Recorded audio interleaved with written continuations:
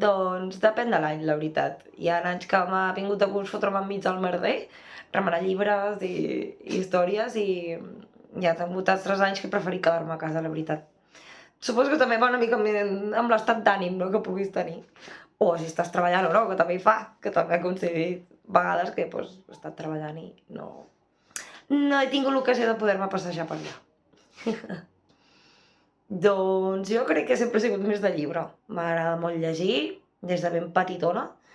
I la rosa, bueno, és que el problema és que sóc molt mala cuidadora de plantes i normalment acaben seques les roses que em regalen i les acabo utilitzant per decorar.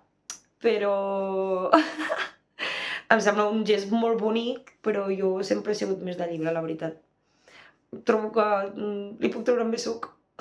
Doncs jo crec que una mica les dues coses, Perquè tal i com, igual com canto, saps? Que amb la gutural puc ser la bèstia i quan faig les veus més netes podria ser més el cavaller o la cavallera, no?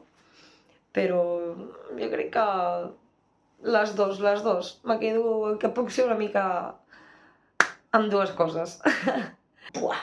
Doncs bueno, jo crec que uns quants no m'he acabat, La veritat que crec que uns quants no m'he acabat. Però un que sí que no he pogut acabar-me mai, i haig de ser... I em fa molta vergonya dir-ho, és el Quixot. No he pogut acabar-me'l. Però sí, he llegit fragments, Doncs mira, et diria un llibre que em va marcar bastant. Quan era joveneta, quan el vaig llegir, que me'l van fer llegir a l'escola, si mal no recordo, a l'institut.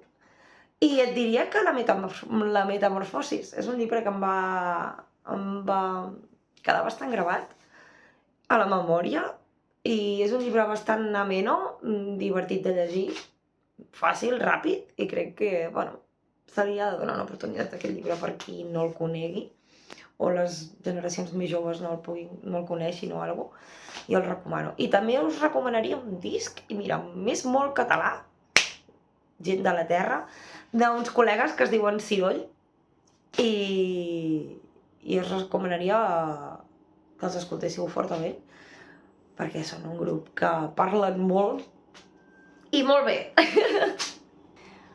Doncs sincerament, ojalà pogués, tant de bo pogués, regalar-li a ma mare.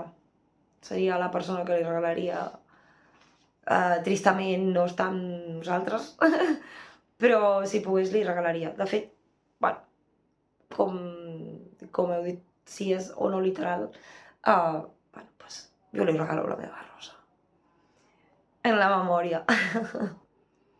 Doncs la majoria de vegades de la meva vida l'he viscut a Girona i trobo que és molt bonic, la veritat, viure-ho a Girona, perquè té un encany a la ciutat de per si. Però sí, Girona crec que és un bon lloc per viure un Sant Jordi. No sé què dir-te, la veritat. Poder alguna rosa d'aquestes que no t'esperaves, d'algú que vol lligar o que li agrades i tu no t'ho esperes i de cop podràs, diguem que no és mutu i no saps com tallar l'assumpte, o alguna d'aquestes m'ha passat, sí. O quan era més joveneta me'n recordo a l'institut de rebre alguna carta de Sant Jordi feta així amb dibuixos de roses i tal, però així alguna cosa així en plan super raro no, tampoc, crec que no recordo res estrany.